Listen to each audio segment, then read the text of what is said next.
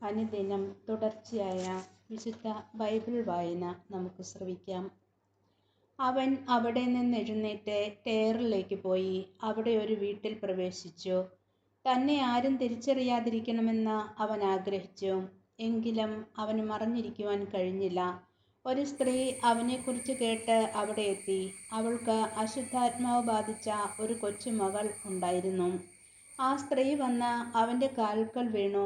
അവൾ സീറോ ഫിനേഷ്യസ് വംശത്തിൽപ്പെട്ട ഒരു ഗ്രീക്കുകാരിയായിരുന്നു.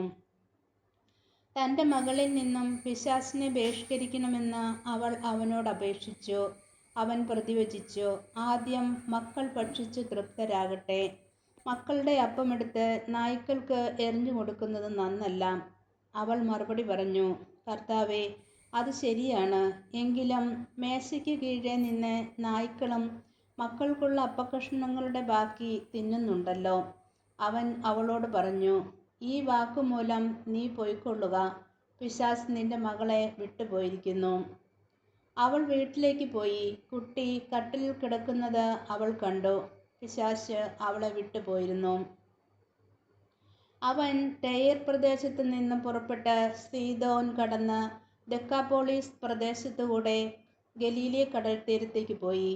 ബദരിനും സംസാരത്തിന് തടസ്സമുണ്ടായിരുന്നവനുമായ ഒരുവനെ അവർ അവൻ്റെ അടുത്ത് കൊണ്ടുവന്നു. അവൻ്റെ മേൽ കൈകൾ വയ്ക്കണമെന്ന് അവർ അവനോട് അപേക്ഷിച്ചു. യേശു അവനെ ജനക്കൂട്ടത്തിൽ നിന്നും മാറ്റി നിർത്തി അവൻ്റെ ചെവികളിൽ വിരലുകളിട്ടു. തുപ്പലുകൊണ്ട് അവൻ്റെ നാവിൽ സ്പർശിച്ചു. സ്വർഗത്തിലേക്ക് നോക്കി നെടുവീർപ്പിട്ടുകൊണ്ട് അവനോട് പറഞ്ഞു, എഫാത്ത, തുറക്കപ്പെടട്ടെ എന്നർത്ഥം. ഉടനെ അവൻ്റെ ചെവികൾ തുറന്നു, നാവിൻ്റെ കെട്ടഴിഞ്ഞു. അവൻ സ്ഫുടമായി സംസാരിച്ചു.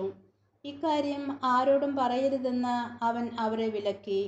എന്നാൽ എത്രയേറെ അവൻ വിലക്കിയോ അത്രയേറെ ശുഷ്കാന്തിയോടെ അവർ അത് പ്രഘോഷിച്ചു. അവർ അളവറ്റ വിസ്മയത്തോടെ പറഞ്ഞു, അവൻ എല്ലാ കാര്യങ്ങളും നന്നായി ചെയ്യുന്നു. ബധിരർക്ക് ശ്രവണശക്തിയും ഊമർക്ക് സംസാരശക്തിയും നൽകുന്നു. ഈശോ മിശിഹായ്ക്ക് സ്തുതിയായിരിക്കട്ടെ.